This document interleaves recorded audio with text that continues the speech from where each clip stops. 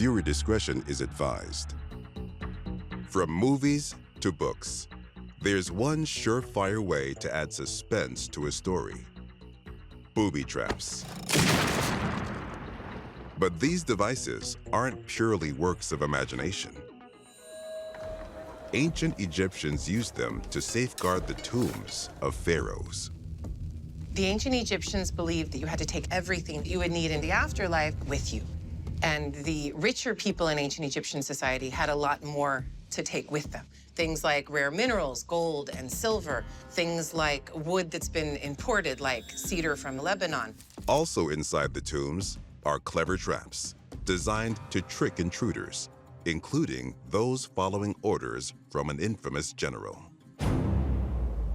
August 1799. Napoleon and the French army invade Egypt. Fascinated by the civilization's great pharaohs, Napoleon orders his engineers to map the Valley of the Kings. There they uncover the tomb of Amenhotep III, who ruled in the 14th century BC, and a booby trap designed to kill anyone who enters. When you go into the tomb, if you were entering this tomb in the 18th century, you head straight down and hit a well. And it is a pit that is 25 feet straight down. You're on your way in there in the dark, even if you have a torch, and you hit that well room. You're gonna fall 25 feet to your death, and then that's it.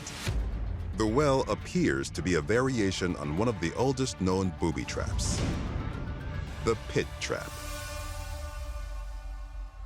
Early man uses it to catch and kill animals, from woolly mammoths to saber-toothed tigers.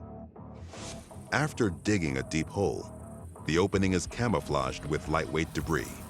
A single step sends unsuspecting intruders plummeting through a false floor and into a dark abyss. There aren't any spikes at the bottom of it that we know of, but there's not a way to walk around the well chamber. It just goes straight down. So it is a means of making it very difficult to get through to the other side of the tomb. The well is just the first line of defense. Behind the well itself is this false wall that you have to break down. So you have to figure out how you're going to bridge this expanse while at the same time break through this false wall. And once you get past the false wall, there's more interesting stuff in store because the tomb turns.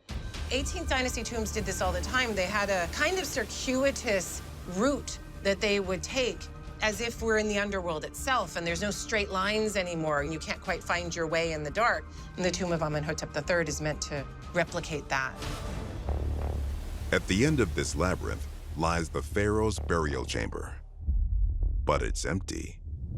The Valley of the Kings was systematically ransacked at the end of the 20th dynasty and into the beginning of the 21st. They had stripped all of these mummies of their precious metals, silver, gold, all of these things, and they were able to re-commodify or resell a whole number of things. In 1862, the U.S. enters the second year of bloody civil war. As Union soldiers push into southern territories, the Confederate Army seems outmatched. The Union Army and the northern states have a numerical advantage in just about every possible way you can imagine. The South is playing catch-up in terms of resources, ordnance, powder, guns, weaponry. Then a new Confederate general steps in. Gabriel Rains attended West Point. He had always been fascinated with explosive devices, gunpowder, how that technology could be used in warfare. Rains lived by a military maxim: deception is the art of war. This leads Rains to create a new type of device called the land torpedo. Made from a common artillery shell, it's filled with gunpowder and attached to a detonator. Once buried underground, when the detonator is touched directly, it explodes.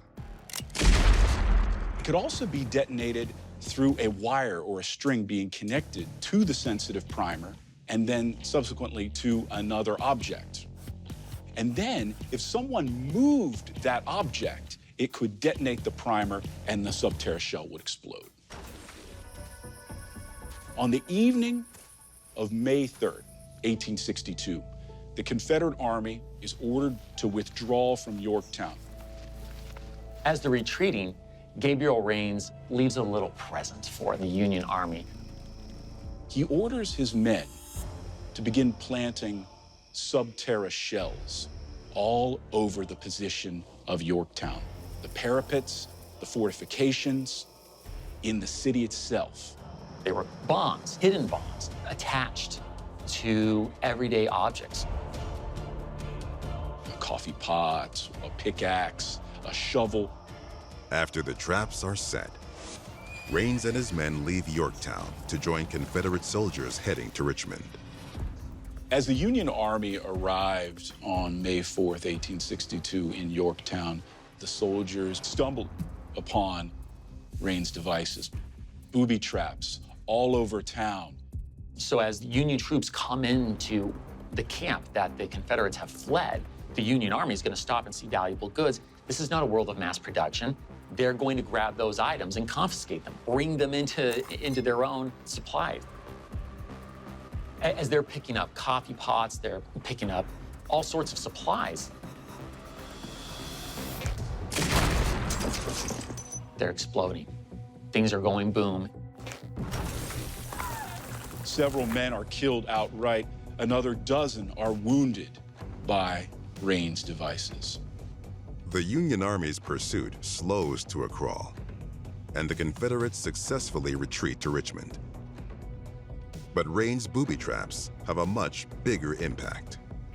The immediate reaction to the use of Rains' devices at Yorktown is negative. Both the Union and Confederate Army operated under the Articles of War at the beginning of the American Civil War. And it was understood that acts of deception were allowed, but perfidious acts, acts that were not to some tactical advantage or military objective, an act that would just kill or maim for no purpose, those military acts were not permitted under the Articles of War. But we're at a point in American military history and world military history when the laws of war are very much in a state of flux. Then enters Francis Lieber, America's first political scientist and trained historian, a German immigrant who had been in the United States for nearly 40 years. Lieber eventually is going to be charged by Abraham Lincoln and his administration for writing a new code for the laws of war. The importance of the Lieber Code really cannot be understated. This isn't something that happens in the 19th century and then fades out. It's really the building block that will continue to build our concepts of how warfare should be conducted right into the 20th and even into the 21st century. The future Geneva Conventions and so forth, those all, at their core, if you will, the foundation that those were built upon, it's the Lieber Code.